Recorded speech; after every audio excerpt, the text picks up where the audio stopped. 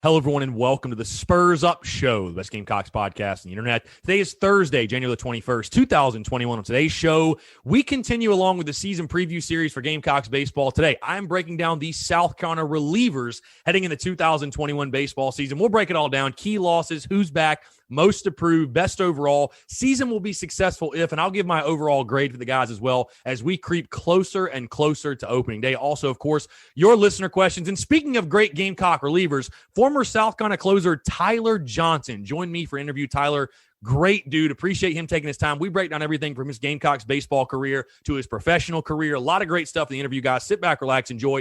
It's all brought to you by our friends over at Upstate Movers Group. Guys, Upstate Movers Group, superior moving service. They bring care and attention other companies can't offer because they're just too busy maintaining trucks and profiting off of them instead of focusing on service. Guys, service is what separates Upstate Movers Group from the competition. They're not a trucking company, by the way. They are a moving services company, and they're also employee-owned co-op. The movers are paid twice the industry average, and everyone on the crew is just invested in the success of the project as you are. They have dedicated professional crew members, and they also offer black glove service, guys. They offer end-to-end packing services, custom crating and packaging for special items, and cleaning services as well. They're founded by Greenville natives and University of South Carolina alumni, so a Gamecock-owned small business. They also offer 20 years of project management moving experience, and they can offer logistics and solutions that traditional moving companies simply do not have the skills for. Guys, whether you're in the upstate or across the state of South Carolina, if you have any moving needs in 2021, be sure to check out my friends over at Upstate Movers Group. You can find them on social media at Upstate Movers Group. And of course, if you have any questions, go to their website,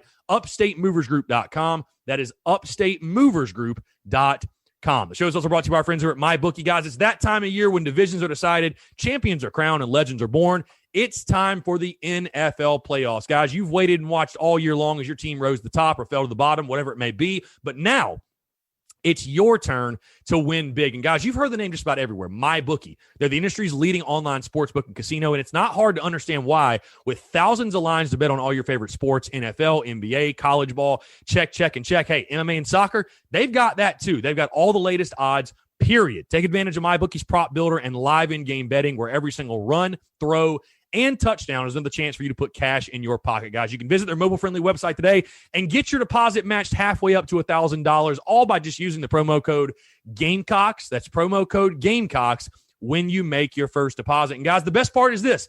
They make it simple with a variety of ways to deposit, including credit card, bank transfer, Bitcoin, and more. Guys, whether you're at home or on the go on your laptop or your phone, it's never too late to make your New Year's resolution a resolution to get paid. Guys, bet, win, and get paid at MyBookie. Let's get it.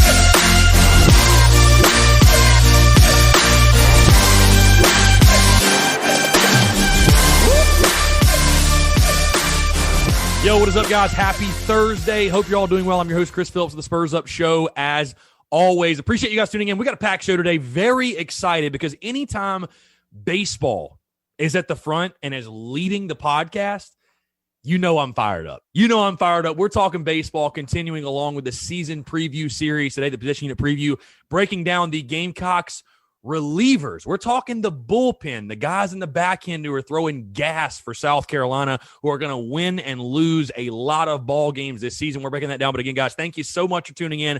Hope you're all having a fantastic day, whether you're in the office, on the commute, on the way home, or maybe you had the day off, whatever it may be. Thank you so much for tuning in. Got a really exciting show today. Also have a great interview with Tyler Johnson that I mentioned in the intro. Tyler, an awesome dude. We had a great conversation. So again, stay tuned later in the show for that. But without further ado, again, let's go ahead and dive right into it. Like I said, guys, as I've told you before, maybe you missed the Tuesday show, what have you. We are breaking down, as we are now just 29 days away from opening day. I am breaking down each and every single position unit for South Carolina baseball. On Tuesday, we did starting pitchers. Today, we're doing relievers or bullpen, if you will. I think next week we'll do first base and second base. The following week, shortstop and third, et cetera, all the way up to opening week, and then we'll do a full season preview. I'll give my predictions, all that good stuff. So really exciting stuff, really exciting time to be a Gamecock fan. So like I said, without further ado, let's go ahead and dive into it again. We are talking South Carolina relievers going into this 2021 baseball season in a really key position and a really key role, not just for South Carolina, obviously, but every baseball team, but especially the Gamecocks. When you think about, especially in college baseball, games are won and lost. They say baseball is broken up into thirds. The games are broken up into thirds, and that's how teams approach the games, right? Try to win each of the 3 innings. Try to win each of the thirds. First 3 innings, next 3 innings, and the final 3 innings. And South Carolina, the last couple of years, for whatever reason, has at times struggled mightily in those last 3 innings. Whether it's injuries, whether it's not being able to find guys to fill those roles, whether it's inconsistencies, that's definitely a thing that has plagued this group. For whatever reason, you've had your struggles. I think going into this season, though, you have the opportunity to have one of the best bullpens you've had in quite a while. Let's go ahead and dive into it. Key losses for this group, and this is where it's exciting. When we're talking key losses, who's back? Because you take a look, South Carolina's not really losing anybody except Graham Lawson. You look at Graham Lawson, was drafted or signed a free agent deal, if you will.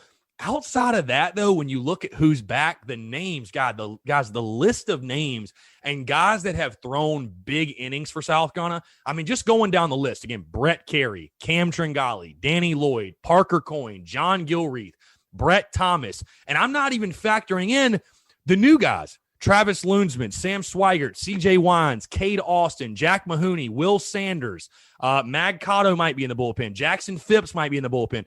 There are a ton of guys and a ton. RJ Danton's another one. Josiah Seitler's another one. Guys who threw for you last year and have thrown big innings and have shown a lot of promise.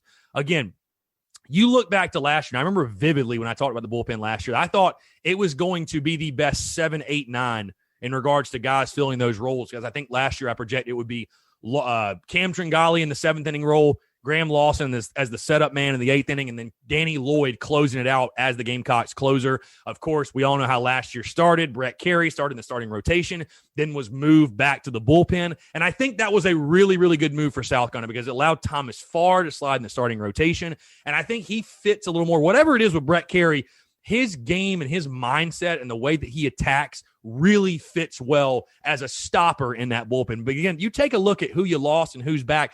And I think this is why Mark Kingston is really excited, not just about the bullpen, but the entire pitching staff, because you have a really nice mix of, you got a ton of dudes back, and the dudes you have back, by the way, these are guys that, you remember guys like Danny Lloyd. As a true freshman, we're talking about a guy that had to start on a Friday because of all the injuries that you had in 2019. Now you look at him, he's coming to his own, got a few seasons under his belt. He's gotten bigger, stronger, throwing a lot harder. He's just one example, though, of guys who have kind of been weathered through the SEC grind. And now you're looking at to take that next step and say, hey, be that dude. And I really thought this bullpen was going to be a strength of this team last year. And unfortunately, we didn't really get to see that due to the season being cut short. And you take a look at some of the stats. I mean, John Gilreath, 5 2/3 innings pitched, didn't give up a run. Graham Lawson was really good in his limited action, 6 innings pitched at a 1.5 ERA. You take a look at Cam Tringali, really, really good for you out of the bullpen, 10 2/3 innings pitched, had a 3.38. Brett Carey, 15 innings pitched, 3.6. Parker Coyne, 8 innings pitched, did have a 4.5. I know Danny Lloyd got off to a rough start because he had 9 innings pitched with a 6 ERA. Gave him, and really the 5 walks is what killed him. 5 walks, but 13 strikeouts in those 9 innings. But you got a lot of good experience coming back. And like I said, and then a really nice mix of guys that are newcomers. Like I said, a Sam Swigert who's up to 92 miles an hour. Travis Luensman, who was 93 to 95. CJ Wines was 92 to 94, touching 95. Cade Austin, sitting high 80s, or 91, 92 for a lot of the fall. Jack Mahoney touched 96. You got guys that are throwing hard. Will Sanders is another guy, 6'6" righty, guys. Mark Kingston actually said during the fall he thinks he might hit 100 one day. So you've got a lot of good options in the bullpen, and the biggest thing will be determining who wins those jobs, who wins those roles for South Carolina baseball. When we talk most to prove, and again, I forget who I had in this role last year, but I have a good feeling of who I think it was. But most to prove for me, again, there are a lot of good options, but as many good options as there are guys that are unproven. And this was a guy last year I actually projected to be a starter. I thought he had starter stuff, and he actually ended up being the Gamecocks closer, and I think it's a good role for him.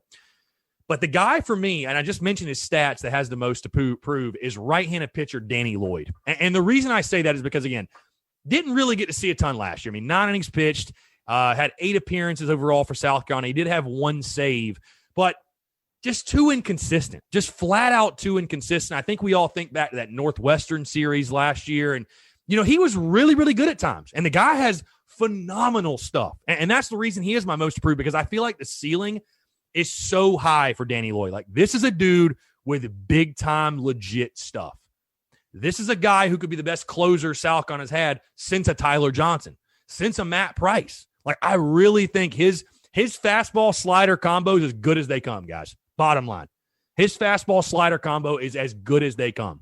I remember watching him last year in scrimmages and inter squads and stuff. Dude was unhittable. I mean, he was flat out unhittable. But for whatever reason, you've just seen a lot of inconsistencies. And when you have your closer back there, because I think Danny Lloyd's going to be your closer again. I really do. That's got to be a guy, man, that every time you throw him out there, you know what you're getting. Like, you know what to expect. Again, is he going to be perfect? No. Is he probably going to blow a save at one point this year? Probably so. Everybody does. They all do. It's baseball, right? It's a game of random occurrences, and it can happen. But to me, we need to see Danny Lloyd take the next step. Like, we need to see him solidify that late game role. Because, again, there's just been too much inconsistency, and this guy is too good, and his stuff is too good for, I think, some of the struggles that we've seen at the end of games. And I know it frustrates fans, obviously, because, again, you get late in a game with a lead, and you blow it, and you're like, God, like, I thought we had this figured out. And the last thing you want to have happen, especially going into SEC play, is not know who your closer is or not have confidence in your closer. Because it's all a confidence thing with the closer, too. These guys, it's all mental for them.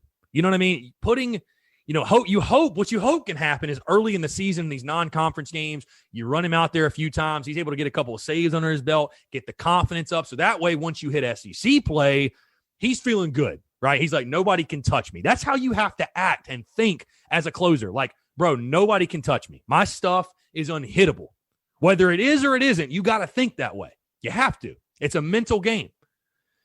And so, again, for me, Danny Lloyd has the most to prove because the stuff is there. There's no question the stuff is there. Absolutely no question. Again, you can't really pick apart his stats from last year because, I mean, he only had 8 appearances. You know what I mean? He only had 8 appearances. There's not much you can pull from that. But you're talking about a guy that throws 96 and has the slider, cutter, changeup, secondary pitches. I mean, the fastball slider, I'm telling you guys, is as good as you will see. It's as good as you will see. Really, it is. And I'm excited for Danny Lloyd. I was excited for him last year. And again, I think he has the potential to be one of the better closers in this league, bottom line. But it's all mental. It's all, because at that point, again, when you have the stuff, it's just all mental at that point. And again, I know fans have been frustrated with the bullpen specifically over the past few years of guys not throwing strikes, not filling up the zone. I think Danny Lloyd, that is the biggest hurdle, is mentally just getting out of his own head. Just get out of your own head. Let your stuff work. It's like in golf when guys tell you, or when people tell you, teachers will say, let the club do the work, right? I always tell my buddies that, hey, you don't have to swing harder. You don't have to do anything different with your hands or your grip or whatever. Just let the club do the work. You're hitting a 60-degree wedge. That club's going to do the work for you. And it's the same way like when you're throwing a changeup in baseball. You have a different grip. Let the grip do the work. You do the same exact thing with your throwing motion. Same exact thing, but let the grip do the work. For Danny Lloyd, I think sometimes he tries to do too much. It's just, again, I'm not in his head. I don't know. But it's like when your stuff is that good, at some point you got to say, hey, to hell with it. I'm going to throw it right in the middle. We'll see if you can hit it or not. I mean, bottom line, I know that sounds crazy, but I think what I've seen from Danny Lloyd, at least last year, maybe, and again, it's hard to judge. I'm not trying to, I'm nitpicking a little bit, but, when you're trying to paint corners, and you get behind 2-0, hey, there's a lot of hitters that can hit a fastball if it's 90. It don't matter how hard you're throwing. You get a 2-0 and they know a fastball's coming. You're in a tough spot. So, again, Danny Lloyd, for me, the most to prove, and I put him here because, again, I think he's got the potential to be one of the better closers in the SEC and one of the better closers South Carolina has seen in quite a while. This is easily a double-digit saves guy. Easily. I think he can hit 20 saves. I really do. But you got to go out there and be the same exact dude for South Carolina. Like Mark Kingston, Skylar Meade, they need to know who you're going to be on a day-in, day-out basis. They need to know who you're going to be. That's the biggest thing, the consistency with Danny Lloyd. It ain't a lack of stuff. Kid's got stuff. He's going to be the closer, bottom line. You got to be consistent, though. Got to be consistent. Let's talk best overall. And for me, this is a name that many, many fans recognize. And the best overall, to me, it's no secret, right-handed pitcher Brett Carey. I think that it was a good idea last year, I think, to have him in the starting rotation. Like, I have no issues with that at all. I think Coach Kingston and you were obviously looking for that number 3 starter, and they were going back and forth between Farr and Jordan and Carey, and I think Farr was even coming off like an arm injury or something like that. So I think it made sense. You know what I mean? And we saw in 2019 the type of impact that Brett Carey had and the type of stuff he had and just how good he was. But I thought what you saw last year, because Brett Carey, I mean, you look at his stats, they're really good. 2-0 overall, 3.6 ERA. Started 2 games, had 6 appearances. He did have a save, and I think that was the one against Clemson in Greenville. But he threw 15 innings, gave up 13 hits, 6 runs, 6 earned, 3 walks, and 18 strikeouts. So what that tells you, this guy's a strike thrower. We all know he is a strike thrower. He is going to fill the zone up. I think, though, what I saw with Brett Carey at times last year, and again, he never really threw bad, but I think one of the reasons he's such a great fit in the bullpen is I think one time around the lineup, Brett Carey's stuff is phenomenal. Like, I really do. I think his hitters see his stuff more when he has to go through the lineup a second and a third time. I think that's when you saw him getting hit around a little bit. So, and I think Brett Carey just has that mentality. He has that bulldog in him. He has that bulldog mentality. You know what I mean? He's a guy who is going to go after his. This is a dude that truly believes his shit is the best. Like, you can see that in the way his moxie, the way he carries himself, the way he approaches the game. This guy is flat out, hey, here it is. See if you can hit it. He's a strike thrower. He is going to challenge guys. And again, in baseball, and you need those guys. Like, the worst thing that can happen is guys come in and walk guys and get your team on your heels, and you kill momentum. That's the worst thing that can happen. But you look at the arsenal. I mean, Brett Carey doesn't throw quite as hard as, say, like a Danny. I mean, he's low 90s, if you will, but he's got a swing and miss slider. He's got the slower curveball, if you will. Got a cutter, which, of course, the Skylar Meade staff, trait is the cutter. And a pretty solid changeups. I mean, it's another guy you're going to see work off a fastball, slider, and again, that big looping curveball. I really like that pitch from Brett Carey. I think it's a great get-me-over breaking ball. But, again, Gamecock fans are very, very familiar with Brett Carey, and they sort of know what Brett Carey is going to give him. Now, what is his role going to be specifically? I don't know. Is he the first guy out of the pen? Is he the 8th inning guy? Does he take over the closer role at some point? Hell, I don't know. I mean, he did a good job of it in 2019. But to me, overall, when you look, this is the guy who has the best track record of success in this bullpen, and to me, that's why he's the best overall. Does he have the best stuff in the bullpen? Absolutely not. I don't think so. But I just think from the mental side, the way he attacks the game, the way that he attacks hitters and goes after guys, I think Brett Carey for sure is a guy certainly South Carolina is going to lean on heavily. And the question only remains for me is, like, how are they going to use him? How do they most want to use him? Be interesting to see. All right, let's move into season will be successful if. And again, I've already mentioned it, but to me, it's pretty simple. The season will be successful for the relievers and the bullpen if Danny Lloyd emerges as a big-time closer. Because, again, I don't really have any concerns or issues with, like, the number of arms or the quality of arms. Like, I haven't really talked about Cam Tringali a lot. I think, again, he's going to be a major factor. Is he the 7th inning guy? Is he the 8th inning guy? I think he's a fantastic player. I think he's a great pitcher, and I think he's going to pitch a lot of innings for South Carolina. Parker Coyne has shown really, really good progress, and I really like him a lot. John Gilreath gives you that nice lefty out of the bullpen. Josiah Seitler, I've heard he's been coming on a lot, especially R.J. Danton, who was up to 91 this fall. He's a really nice player. Didn't get to pitch a lot because he was a true freshman, but he should pitch a lot. And then again, I mentioned all of these new guys. You got a lot of guys with talent that throw hard. You do. And again, especially in the bullpen in the SEC, man, that's what it comes down to. You got to have guys that throw the piss out of the ball. There's no, hey, listen to the conversation with Tyler Johnson. He'll tell you, you got to throw hard. Bottom line. You can, the days of Greg Maddux and Tom Glavine, they're over. You got to throw hard. You got to throw hard to get guys out in this league. Or you better have some of the nastiest shit you've ever seen. But for me, I feel good about what South Carolina has, especially, again, having talked about Brett Thomas. That's another guy that I thought threw pretty well in limited action last year. You've got plenty of options. You've got plenty of arms. But to me, a guy like Danny Lloyd, he needs to emerge. He needs to take that next step. And again, I know I was nitpicking his stats earlier, and it's really hard to judge him off of that shortened season because, again, what did we play, 12 games or 16 games or something like that? Like, we really didn't get to see, what he was going to do in SEC play. But the consistency and just, again, taking that next step because he has that potential. He has that potential.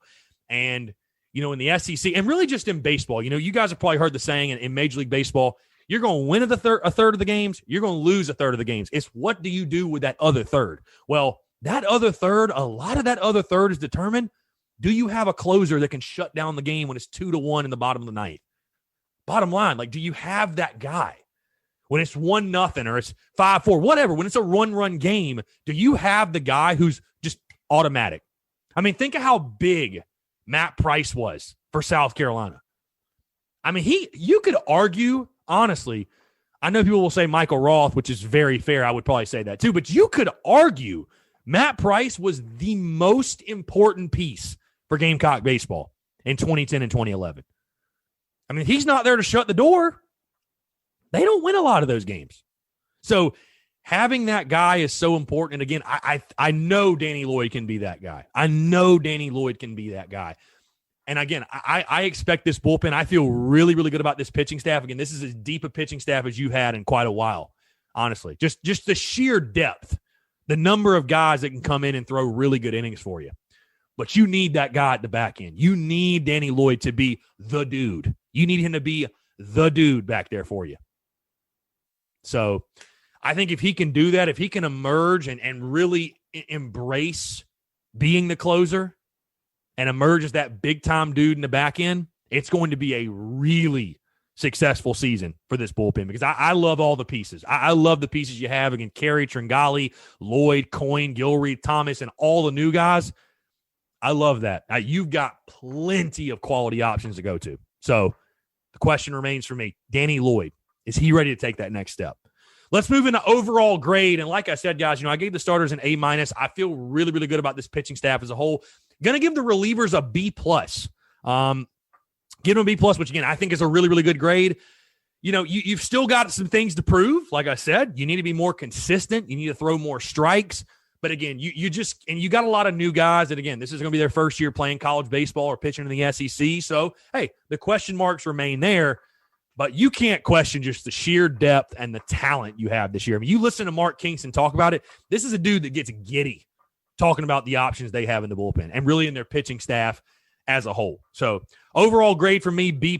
I'm really excited about the South Carolina bullpen this year. I think it's going to be a strength, no doubt. But again, you got some guys that need to answer some questions. You got some guys that are a little bit unproven that, need to answer the bell. I mean, it's bottom line. They got to step their game up. Even a guy like Brett Carey, he's got to elevate his game. Cam Tringali's got to be more consistent and throw strikes. Parker Coyne's got to be more consistent. Certainly Danny Lloyd, I've already gone into detail on that. John Gilreath's got to be more consistent. He's a really quality arm. So it's all about throwing strikes, filling the zone, being dependable. They're over these next few weeks in practices and inter squads and stuff like that. They are determining which guys are going to be in which roles. Who's going to be our 7th inning guy? Who's going to be our 8th inning guy? Who's going to be our closer? Who's going to be first out of the bullpen? Who's going to come in this situation? Going to go in that situation? The biggest thing is finding guys, again, like I said earlier, that what you're getting out of them each and every single time they take the mound. Each and every single – that if you can ask any coach, that's the most valuable piece. It's not a guy that's a flash in the pan, can throw 100. No, it's, all right, it don't matter if it's Friday, Saturday, Sunday, Tuesday, Wednesday, whatever. This is a dude that approaches the game, approaches each outing the exact same way. He's the exact same dude. We know what we're going to get out of him. Granted, hey, baseball is a game of good intentions and not always good results. So, hey, some days is just not going to be your day. Bottom line, that's just the game of baseball. Some days are just not going to be your day. But either way, it's a guy who's approaching it the exact same way each and every single time out. That's what makes those guys at the pro level so good. That's what makes them so consistent. They have a routine. You know exactly, you know who they are. You know what type of approach they're going to bring to the game. You know what their skill sets are, yes, of course, but the mental side, how they approach it. And again, finding those guys, your seventh inning guy, your eighth inning guy, your ninth inning guy, your first side of the bullpen, your situational guy, whoever it is, it's just making sure you know what you're getting out of each and every single guy you trot out there. Because again, this is an obvious statement. The bullpen is going to be a major piece of this team. The bullpen could be the difference in this team winning 32 games or winning 38 games. I mean, really, which is a big difference. 32 games, you're on the edge. You might not even make the postseason. You win 38, you're hosting. I mean, literally, it's that big of a difference. But I feel really confident about this group. And again, if Danny Lloyd can just take that step, I think this bullpen could be lights out. Overall grade for me, again, B+. So again, that is the position unit preview for the Gamecocks relievers heading into the 2021 season. Like I said, guys, we are just 29 days away from first pitch, and I'm fired up. Let's get your listener questions, and we'll wrap this thing up and get to our interview. Just a couple of questions here. Krusty Andy, what was the Bobo Helinski beef? They're both gone now. Spill the beans, Christopher. Krusty Andy always with the hard-hitting questions. I don't think they're really – I don't know. I don't think there was personal beef, man. And I'm so happy, honestly, selfishly, that we can finally just close the chapter on this. We can just close the book on this. This is over. And it's wild. I can't believe how many people still just want to continue to bring it up over and over and over and over and over again. It's over. He's gone. He's going to Northwestern. Wish him best of luck. Obviously going to be keeping an eye on his career, but it's over. You know what I mean? So I really I know fans love to create this narrative in their head that, oh my God, Bobo had some negative feelings towards Ryan Helinski. He was out to get him. He gave him the shaft. He got screwed over. Everybody says that. It's dude, does Ryan Helinski shoulder any of the responsibility in this, guys? Does he shoulder any of it? Does he? Because to me, I'm more so look at it as wow, Ryan Helinski let a guy who had 3 ACL surgeries come in and take his job. That's what happened. Why are we not giving the kid any accountability? I still, even guys, I know Bobo's a scumbag. I'm not a huge fan of Will Muschamp, but you just cannot reason with me.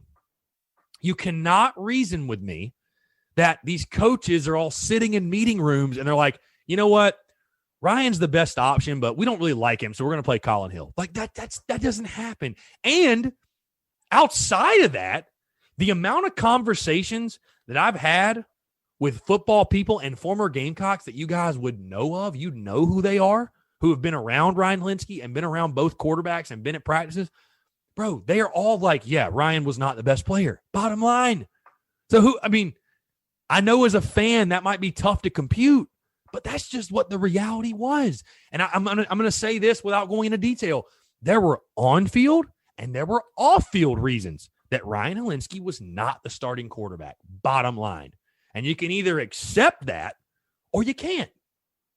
That's it. You can either accept that for what it is or you can't. And again, I'm just kind of relieved, honestly, we don't have to spend an entire offseason talking about Ryan Helinski and how he should start in 2021 because he got screwed over in 2020. No, he's gone. It's over. Wish him best of luck at Northwestern. I hope he has a fantastic career. Thomas_Brady_H. I was right about Ryan going to Northwestern, but now all of the haters are mad.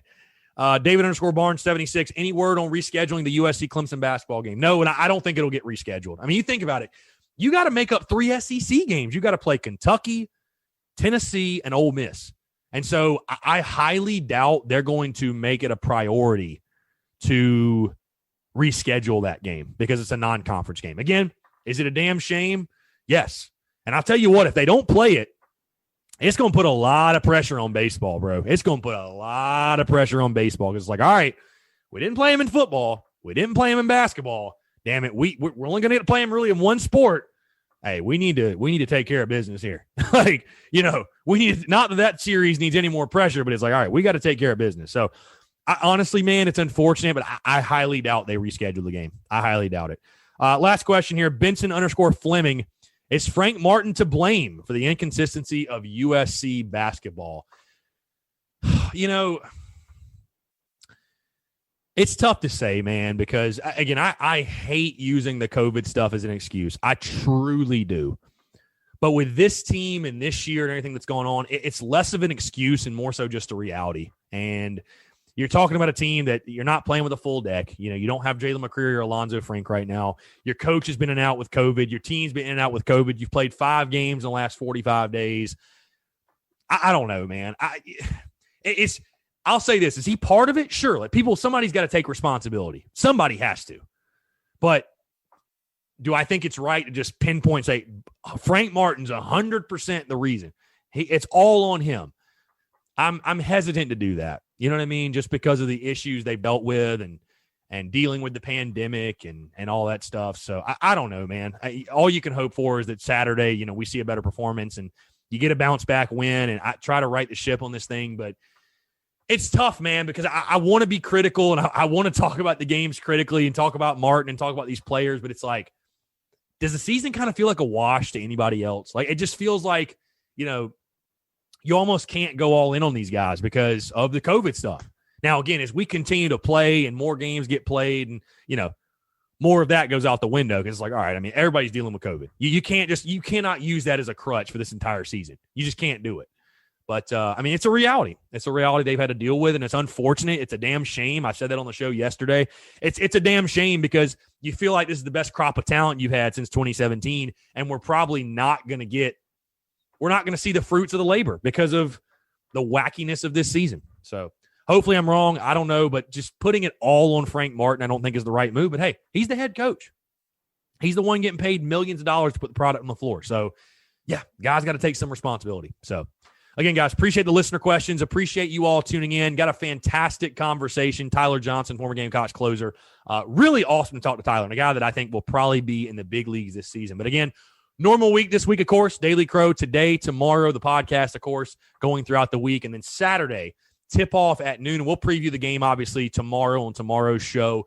But Saturday, tip-off at noon. I'll be doing the live pregame show, the Daily Crow live pregame show, 11 to 11:30. So if you guys want to tune into that, taking your questions, comments, everything else for the Gamecocks take on Auburn. But guys, without further ado, appreciate you all tuning in. Enjoy this conversation with former Gamecocks closer Tyler Johnson. All right, joining us on the Spurs Up Show is a man that played for Gamecocks baseball from 2015 to 2017. During his career, he went 4-4 with a 2.62 ERA, had 19 saves and 86 innings pitched. Also had 107 strikeouts for the Gamecocks. In 2016, you remember that run with South Carolina went to the Super Regionals. He was actually named the NCAA Regional MVP and also named the All-Tournament team. In 2017, he was named preseason All-SEC by Perfect Game and preseason All-American by D1 Baseball. Was drafted by the Chicago White Sox in the 5th round of the 2017 MLB draft and has had a ton of success at the minor league level, 12-2 with a 2.27 ERA and 115 innings pitched, 169 strikeouts. If you guys didn't know, this guy is a hurler, throws the piss out of the ball, so the strikeout numbers are high. He's also ranked the 23rd best prospect in the White Sox organization by MLB.com and just got added to the 40-man roster for the Chicago White Sox, which means you're going to see him in big league camp this spring training. Very pleased to be joined by former Gamecocks closer Tyler Johnson. Tyler, that's a lot of accolades, man. I feel like you had a decent little career in Columbia, I feel like. Yeah, no, I didn't even notice until you started saying, but obviously I love playing at South Carolina and I wish I could go back, and I'm glad I could help us win a couple baseball games. And I surprised myself at, being a part of that team like I was. So, like I said, it was a blessing. And I think every player would say that they could go back and do it again, they would. For sure. Now, we're going to get into your career, obviously, at Carolina, but I know you're a humble guy. Put the humility aside for a second because I want to ask you, I was a college ball player, was a pitcher, but I threw 80 poo. You throw like 100. So how much fun is it as a pitcher to throw that hard? I mean, I know it takes a lot of work and everything, but that's got to be fun. Well, at the collegiate level, it was for sure fun. Obviously, I mean, my junior year, I think I threw like 90% fastballs or something like that. Times have changed now. Guys can really catch up to that, especially, when you got to be in the zone. But, there's nothing nothing to get you going like seeing a guy swing and miss on a hot heater. It gets me going. It gets everybody going. So, it definitely helps out, but it's not the end all say all. For sure. I tell people, it's crazy. Guys can throw 100. No, the guys can hit 100. They know it's coming. It don't matter. And if it doesn't move, they're going to hit it. So let's jump into, though, Tyler, let's go back to the beginning for you getting your Gamecock baseball career. Because, again, we were talking a little bit off air. You're a guy from the state of Virginia, and you definitely have some ties to Virginia Tech. Your family grew up Virginia Tech fans and alum, if you will. But from the state of Virginia, obviously you were recruited by Chad Holbrook and that crew. Just talk about your recruitment. Obviously, you were a highly regarded prospect at a high school, but how did South kind of come about, and what made you want to be a Gamecock? Well, you kind of say, but you kind of take it for granted. Coming out of high school, I wasn't really a highly regarded prospect. I was really looking at West Point and the Naval Academy. I'm trying to decide where to play baseball there. Didn't really get any interest from Virginia or even Virginia Tech. VMI a little bit, but so I was trying to decide what kind of route to take, and I ended up playing a tournament down in South Carolina at Founders Park, and really, Jerry Myers was the one that kind of headed that recruitment, and he pulled me in there and gave me the spiel, and it was just an opportunity that I couldn't pass up. I think it was later that week I ended up committing there. So, the recruiting process was a little short for me, and I didn't really, get out there and see what kind of big name schools I could bring together. But when South Carolina came knocking, especially after all the success from 2010 to even 2012, that was a place I wanted to be. And Jackie Bradley went there, and Jack Wynkoop was there. We got a little bit of pipeline in Virginia. Wes Clark's Southern Virginia boy as well. So, I'm proud of the fact that I could be from Virginia and come down there and help out the program. For sure. And like you said, you weren't because I think you were ranked the 21st best high school prospect in the state of Virginia. Where do you feel like your biggest development came? Was it velocity wise? Was it simply just getting bigger and stronger? Like, what was the jump for you when you got to the college level? Because obviously there was a jump.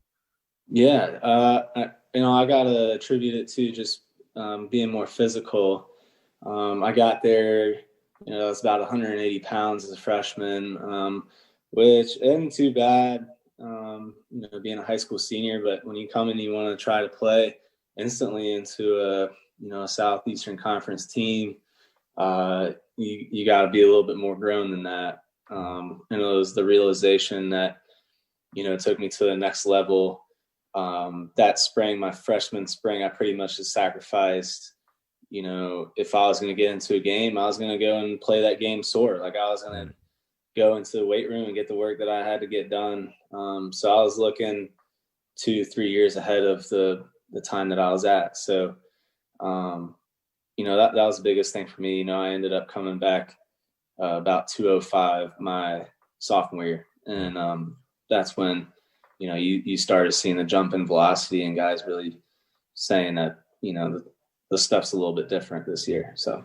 Yeah, you talked about that freshman year, and I want to get into that. 2015, you had a 4.7 ERA. Like I said, just 7 appearances. You started a game actually for the Gamecocks, but just 7 2/3 innings, and you dipped your toe in it a little bit, got a little bit of that SEC taste. What was the biggest adjustment, if you will? Because obviously going from high school ball to SEC ball, that is a huge step up. I mean, guys I've had on the show have said the SEC is like playing Double-A. Like it's the competition's that good.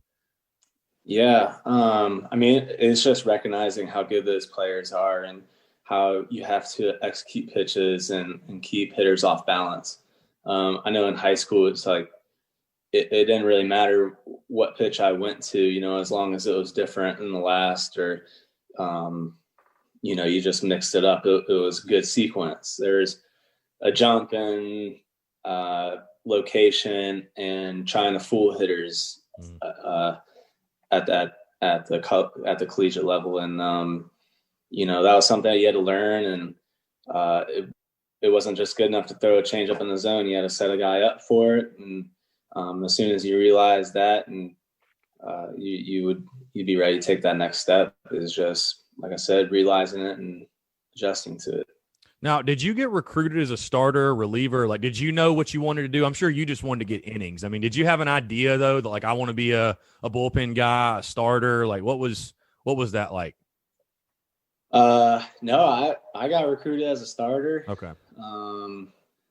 And I wanted to start. Actually, the transition changed that sophomore year.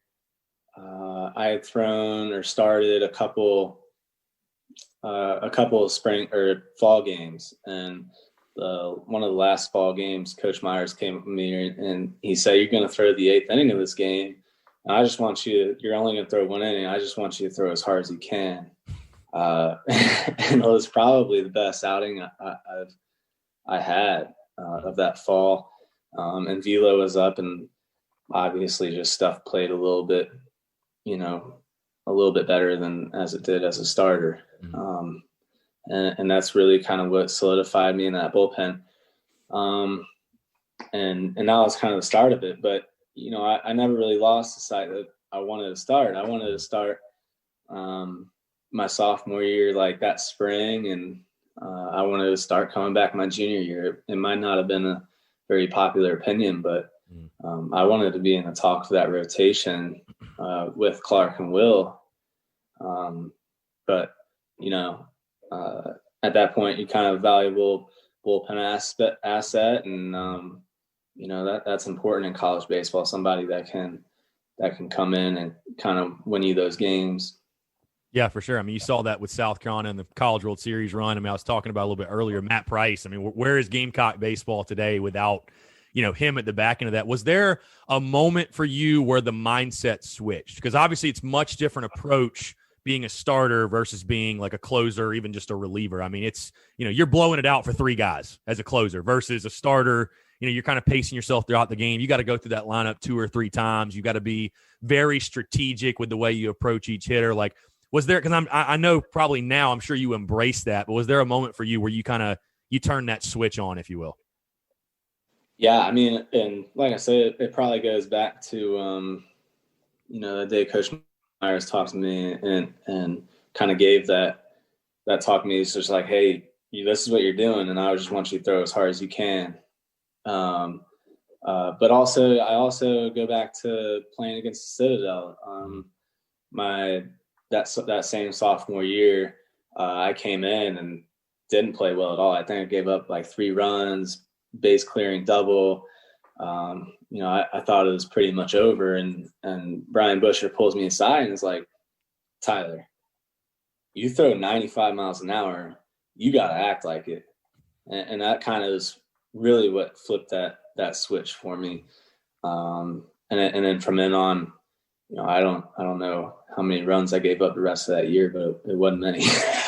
Yeah, let's definitely talk about that 2016 season before we get into stats and stuff like that, because you had a really good year, and again, it started to evolve where you embraced that role. You had 9 saves on that year, but I've talked to a couple of your former teammates, Alex Destino, Braden Webb, Will Crow, and it's funny, the common theme, I think Chris Cullen maybe was on that team, but the common theme with those guys is I've had a couple of them tell me that's the most fun year of baseball they've ever had. Like that team and that group of guys.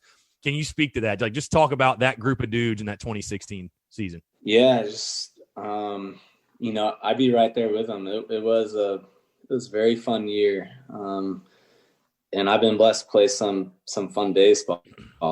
And I still think about it to this day. I feel like we were better than just a super regional team. I really felt like that team was quite possibly the best in the country.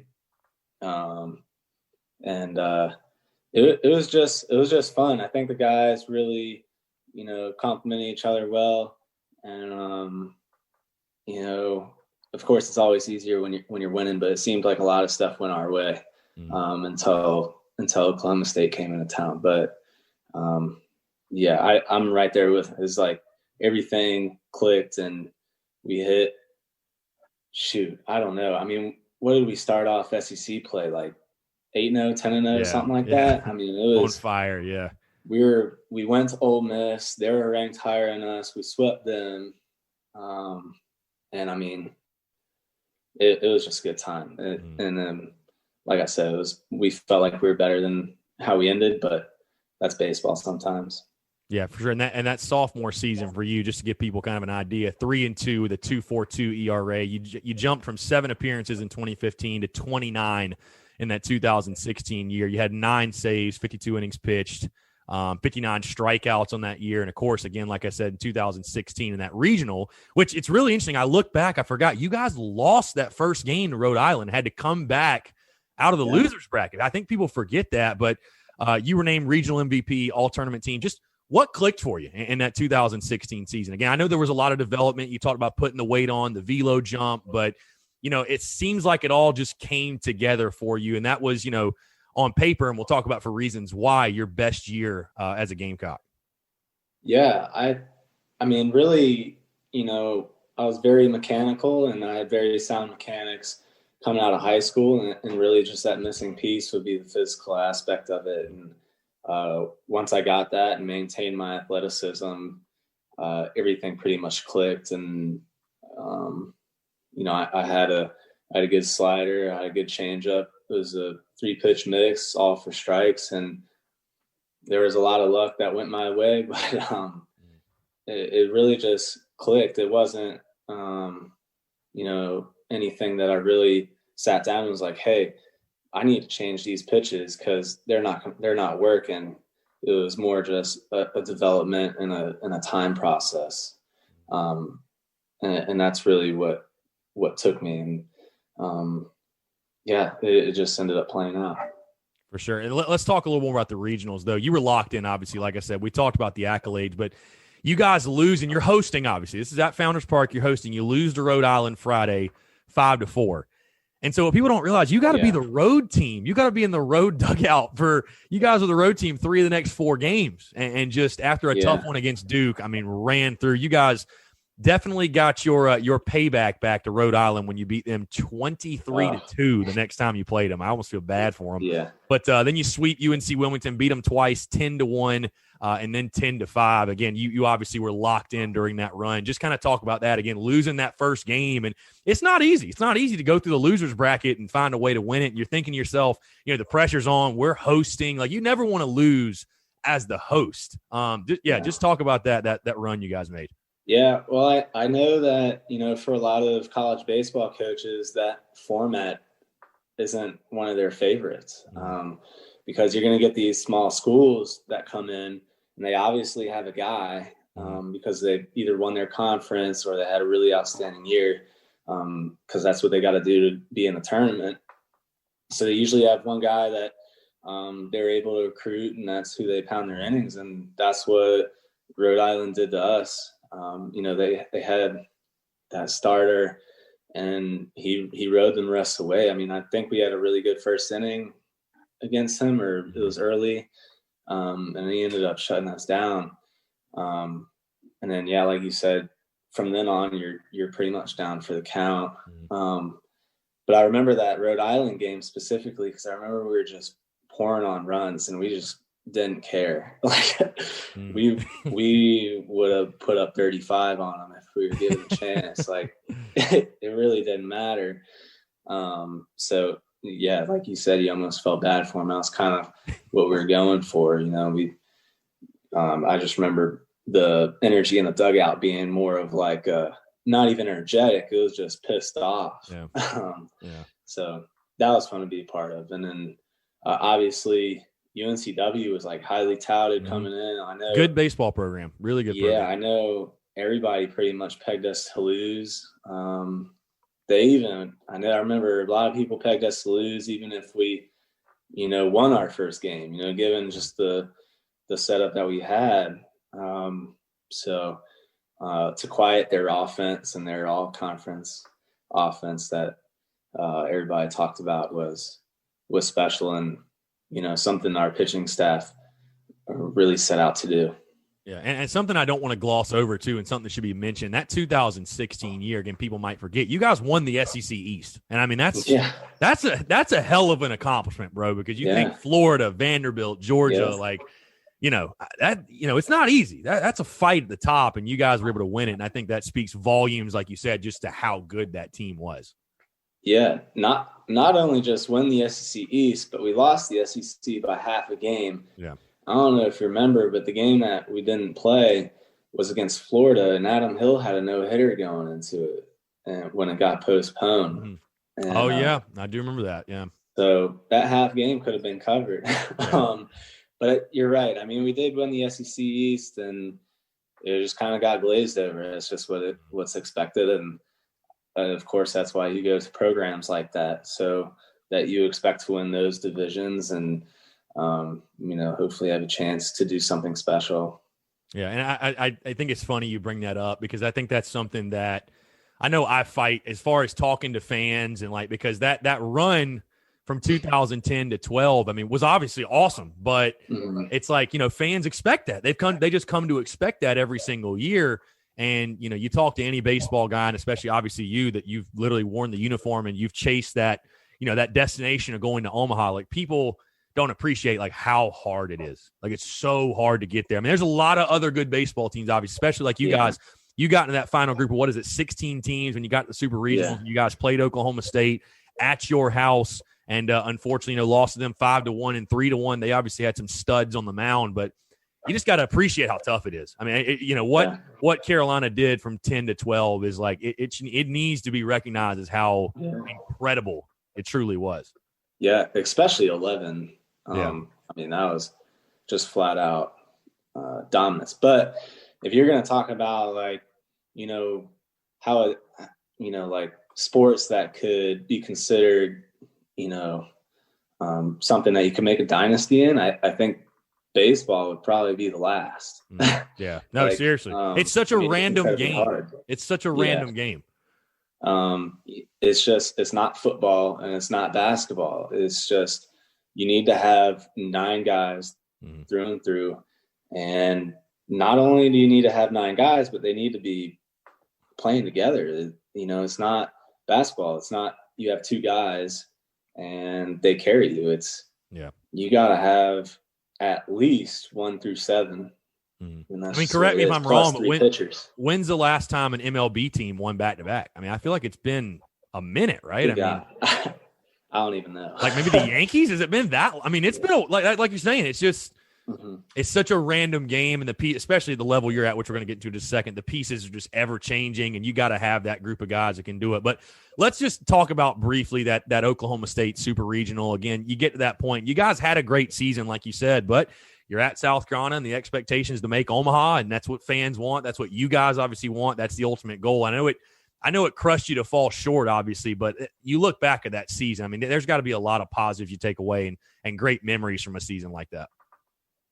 Oh yeah, I mean, Oklahoma State had, I just remember Thomas Hatch, who's still around to this day, throwing 95-mile-an-hour sinkers and cutters, and that's advanced. I mean, that's Carmen type, pitching. That's first round S. That's not something that you just breeze over. So obviously he shut us down, and they had a guy the next day, and their offense was able to perform a little better than ours. But at the end of the day, I remember leaving the parking lot. It's like, we did what we could. There wasn't much else to say. It was just, you accomplished a lot, and if you looked at it without much negativity, it was something that you look back on and you'll appreciate for the rest of your life. And still to this day, I definitely do. For sure. Let's talk about that 2017 season, Tyler, because a really interesting season. Again, the accolades poured in for you personally for Gamecock baseball. I mean, like I said, you were preseason All-SEC. You were preseason All-America first team. You guys, I remember specifically, were ranked 4th in the country in the preseason. And I remember people talking about, they thought that could be the best South Carolina starting rotation of all time with Clark, Crow, and Adam Hill. And we all know what happened. Your stats, obviously you got hurt, you were victim to it, but you went 1-2, 2.39 ERA. You had 10 saves in 19 appearances, which sucks because, you were on pace to have an incredible type of season that year. But, man, the injury bug just hit everybody. It just absolutely took everybody out. Clark got hurt. You got hurt. I think Destino got hurt. And it was like series after series after series. I know it had to be tough for you. And then it felt like it came down – every series came down to the third game, late in the game, where you'd probably be pitching, and something happened. It just seemed like every weekend after weekend, just how tough and frustrating, I guess, was that season for you, obviously, being sidelined with the injury. And not just you, but a couple of your teammates and having to endure that. Yeah, like we talk about, baseball is, very random. And, like you said, the injury bug hit. But not only that, it was just when you talk about, balls going the right way, you're getting the right bounce, you're getting the right call, it just never seemed to fall in our lap. If that season had turned out to where we were able to win, maybe 2 or 3 more of those series and getting that playoffs, I almost would have guaranteed that we go to Omaha, just as hard as it was. In fact, those probably would have been that stretch of SEC games on Sundays was probably maybe the toughest stretch of baseball that I've ever played. Yeah. I remember being at LSU. I remember that one vividly. Josh was pitching. There are 2 outs and 8th. I come in, get a ground ball to Madison, and there's a play at first. The umpire calls him safe. He's out. They tie the game, and then you're at LSU in a tie ball game in the 9th, and then go into extras. It's just not much you can do there.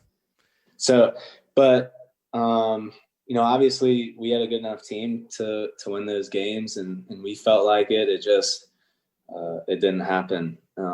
And we were right there with you. We definitely felt like that team was a team that South Carolina would have been proud of for a very, very long time. That was a great team, obviously a lot of talent. If you look at who's been drafted and where they got drafted, and it's crazy where they'll be in the next year, 2, 3,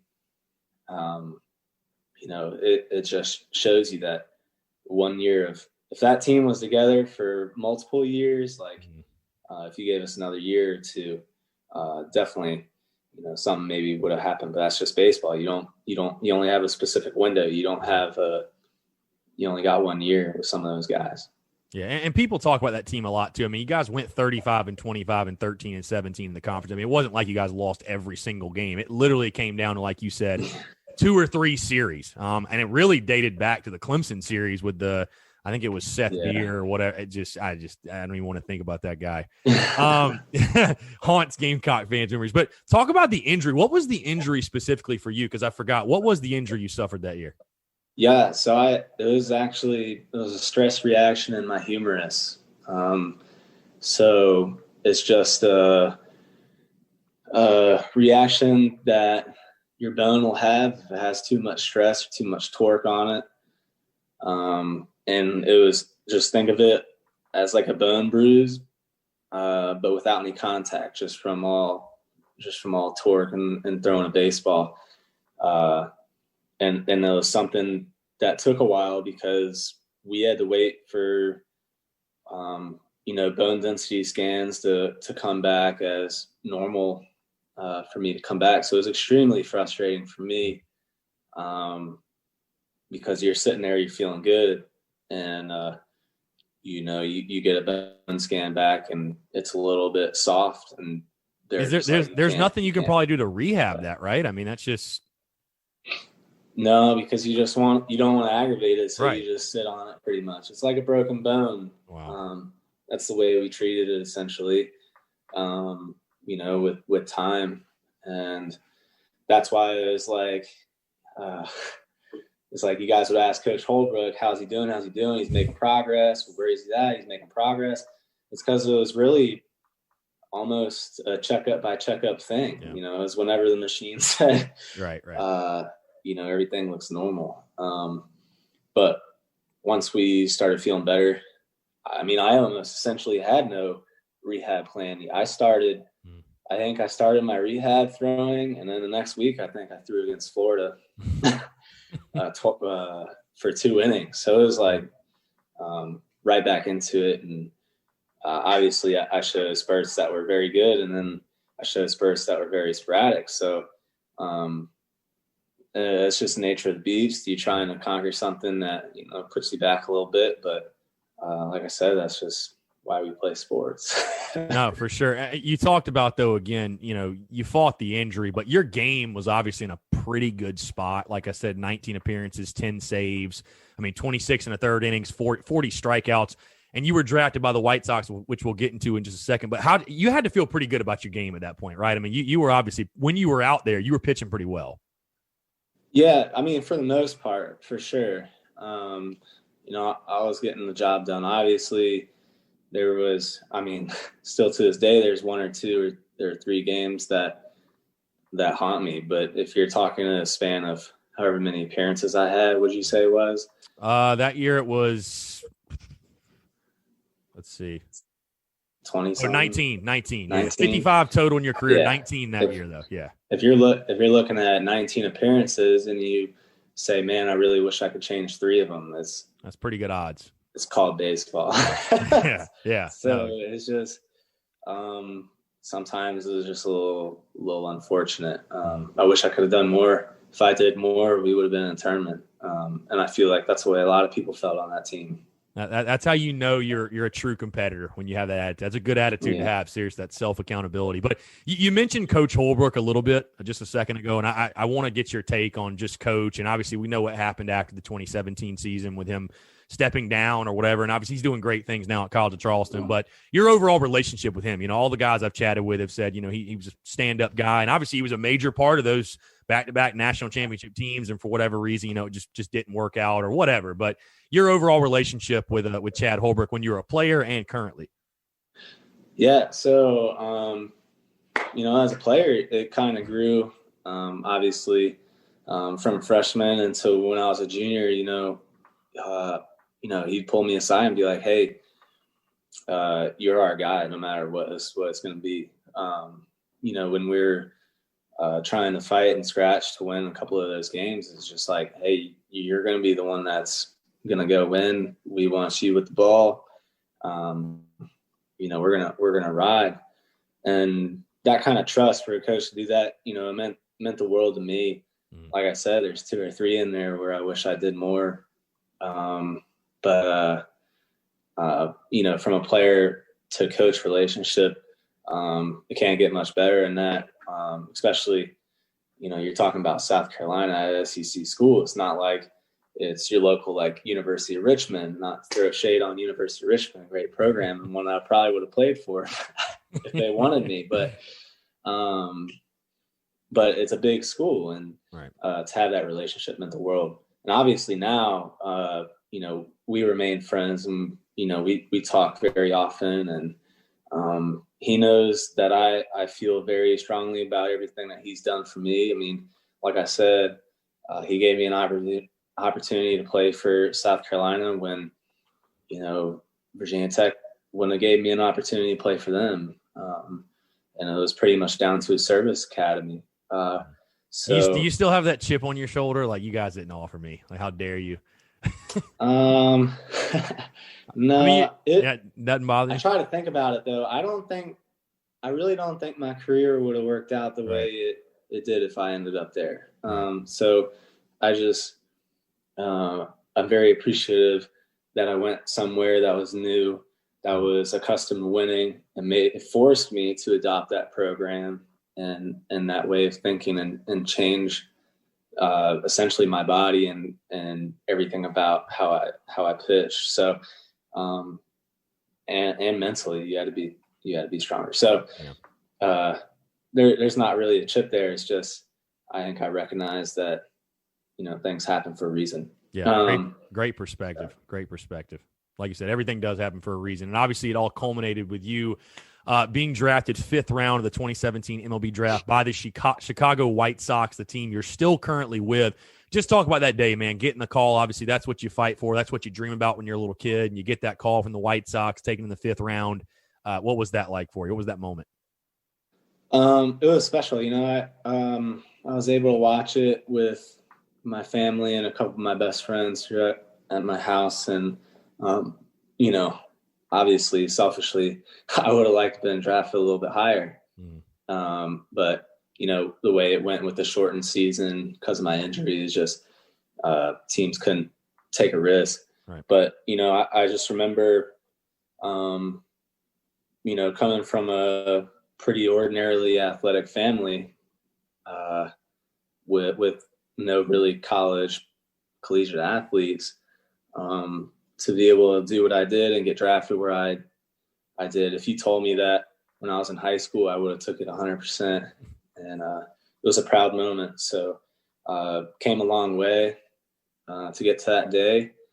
And I've been trying to prove them right ever since. So we're still on that journey. For sure. And like I said earlier, you know, there's a jump from high school ball to SEC. Well, of course, there's a major jump from college baseball, no matter the level, to Major League Baseball and even the minor league level. But you flourished. I mean, again, like I said earlier, 12-2, 2.27 ERA, highly ranked prospect in the White Sox organization. What do you think clicked for you? Because obviously it sounds like you got there, you got to work immediately. What were the biggest jumps in your game? What did you need to fine tune, adjust? Because I think you can attest obviously more to this. You can go in on this, but you obviously have the skill set. It's about fine tuning things. And those guys who are the best of the best at what they do, attention to detail, no detail left unturned. Like the little things are the big things. But just talk about what that was like, what jumps you had to make in your game, what you had to work on the most. Well, I remember specifically like going into pro ball. And that first half of that year when I first got drafted, I was pretty lackluster. Didn't really have that great of numbers. I'm pretty sure it's like a high 4 ERA or something like that. And, you know, I really went into that next offseason and focused on detail. You know, I remember making a mindset shift to like, you know, pre-game throwing. You know, I'm not just warming up just to warm my arm up. I'm warming up and I'm working on something and, you know, trying to make every throw count towards something, and just became very detail oriented. And, you know, over time it ended up making that change, but it also helps, you know, up until I guess, not this last year, 2018, I had a lat strain in spring training, but other than that, I've been very healthy. And to play a full year of minor league baseball really helps you develop and do what you want to do. And obviously I had a healthy season last year at the alternate site and even up with the big league team and summer camp. So, you know, being healthy and being able to work on things that I believe has been the key. But you say fine tuning, it's just, you know, you can't miss. If you miss, guys are going to hit it, and not just miss, but if they're on balance, if their timing's on, it's just like, even if you make a good pitch, it's going to get hit. So sequencing and being able to change up 3 speeds, it's not just fastballs anymore like it was in college. So it's a different mix. Yeah. Talk about 2020 a little bit, by the way, because, again, we talked at the beginning of the show. You've been invited to the big league camp. You're on the 40-man roster. When did that happen? Because I know for the minor league guys, obviously, there was no season last year. I mean, the world went haywire, right? I mean, what was 2020 like for you? When did you get that call? Yeah. So I was invited to big league camp at the beginning of 2020, and I was doing okay. I had one rough outing, but all the rest were pretty good. And I did enough to I guess impress, and was able to get invited back to summer camp. So the second spring training, so to speak, that was up in Chicago with a shortened roster. There were only 44 guys there. You know, I got to pitch against the Brewers, and obviously we had some inter squads. So it was, you know, and that took place over quarantine, where everybody was just kind of, you know, what are we doing? You know, we kept getting calls saying, hey, we're going to play. You need to be ready for this. I don't know what's available to you, but you got to be ready. So, you know, you got guys, professional athletes thrown in the nets, you know, scratching ways to find bullpens and find places that are open to work out, or just work out at your house. So people are just scratching.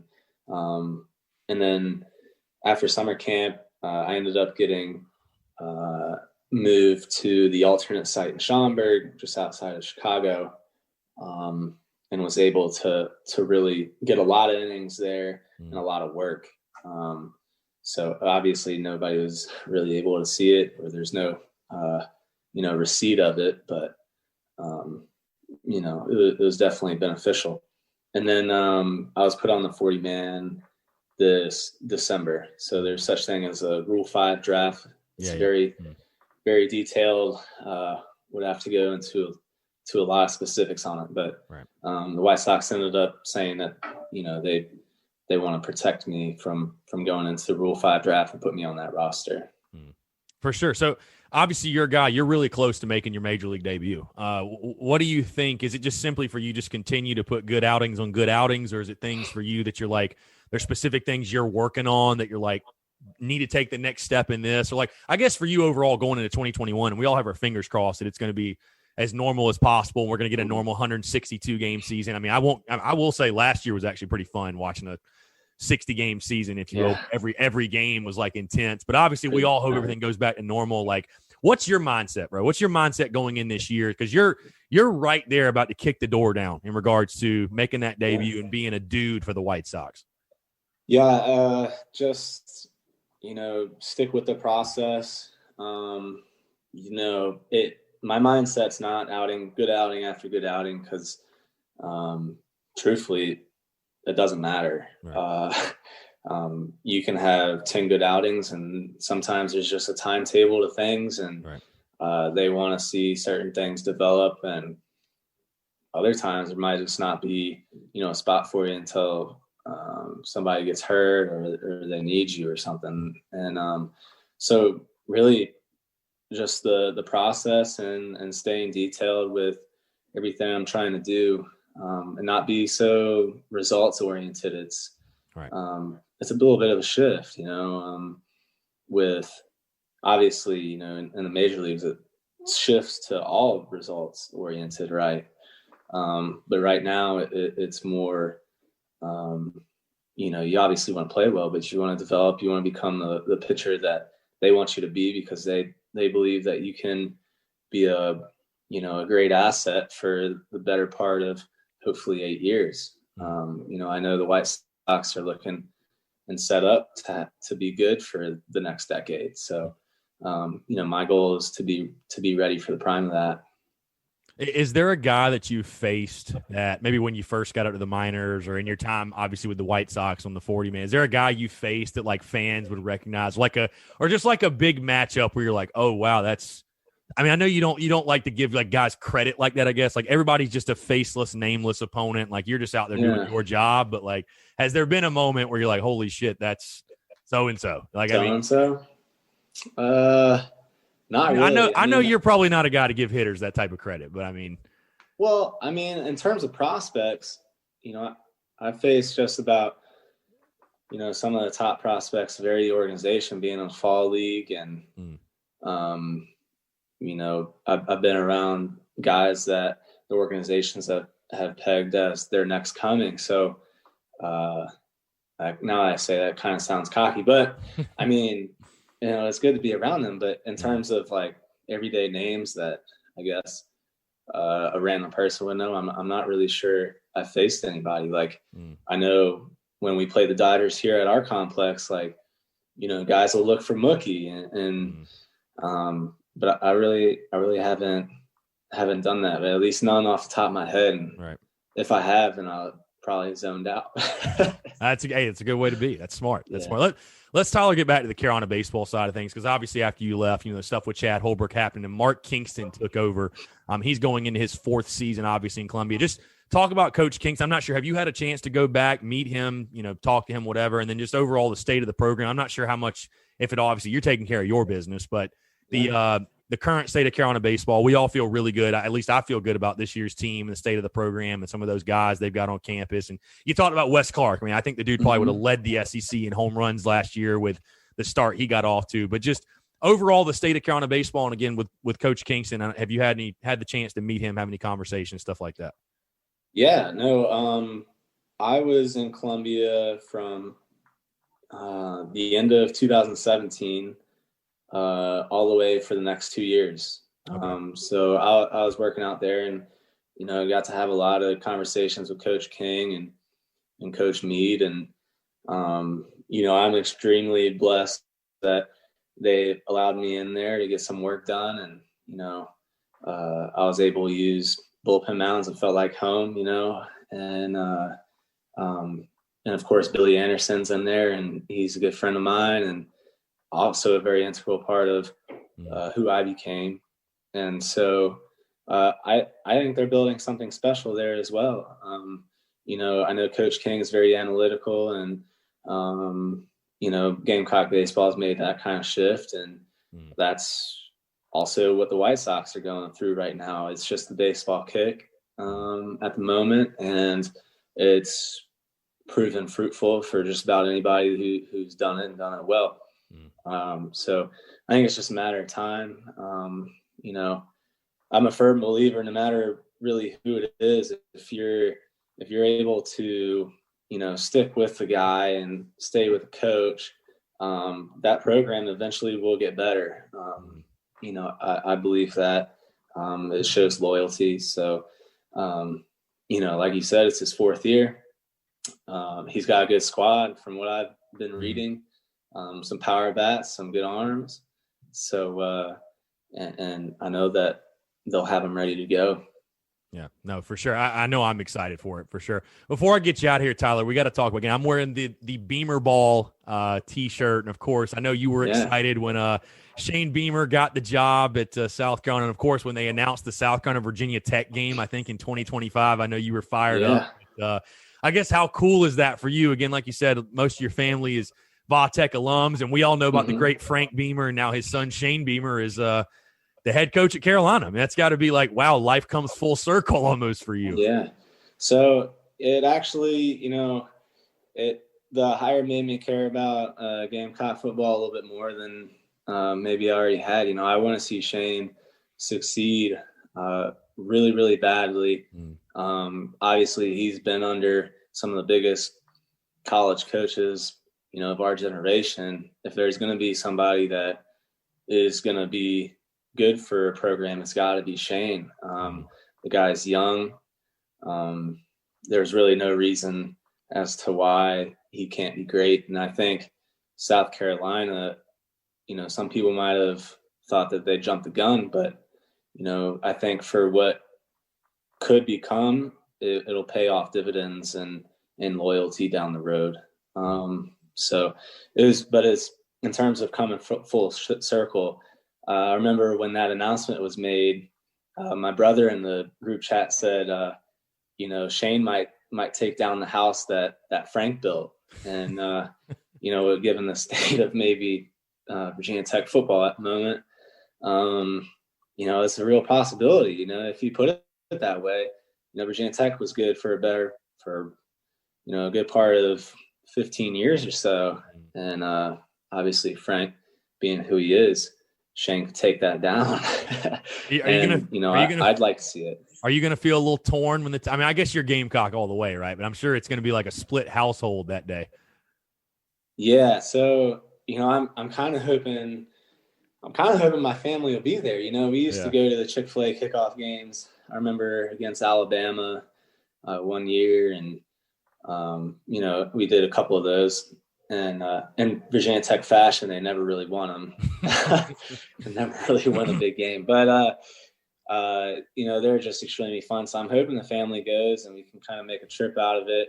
I will be there for the Gamecocks, so it'll be a little weird. I think it might be the first time I'd probably wear different colors while Virginia Tech's playing football. Yeah. But, like I said, it'd be cool, and gives me a reason to be a little more invested into what's going on. Oh, for sure. Well, Tyler, it's been a blast talking with you. Last question. I'm going to put you on the spot before I get you out of here. Best pitch in baseball is what?